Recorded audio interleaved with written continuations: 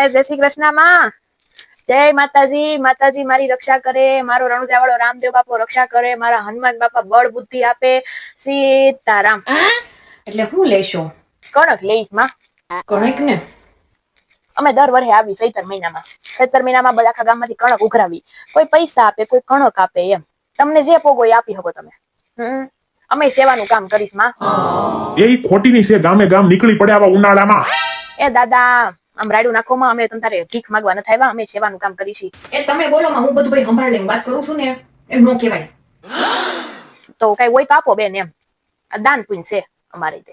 એવું છે ને માસી, અમારે કાંઈ નથી ઘરમાં, હાવ ટાઈમ છે હું અમારે. એમ કાંઈ નથી ઘરમાં? એટલે દાળ ચોખા ઘઉં કાંઈ નથી? લોટ? ના ના કાંઈ નથી, બધું ખાલી, હાવ ડબ્બા ખાલી બધા. અરે એવું છે? ઠેક તો ટીપણું ખાલી છે તમારે?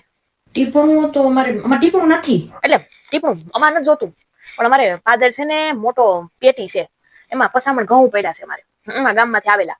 પણ અમારે છે ને આમ જો અમે જેટલું અમને મળે ને એમાંથી અમારે અમુક ભાગ કાઢવો પડે ભિખારી હાટું.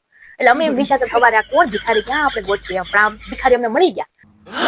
એટલે મારે હું તમને દાન કરી દઉં થોડું. બાકી જો મારે દાન તો કરવું પડે, બાકી મારો રણુજાળો રામ છે ને ઈ પોગે અમને.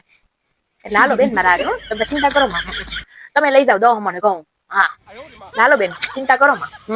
બધા હળી મળીને ખાવું. તમે 10 મણ લઈ જાઓ, અમે 40 મણ રાખશું. હાલો.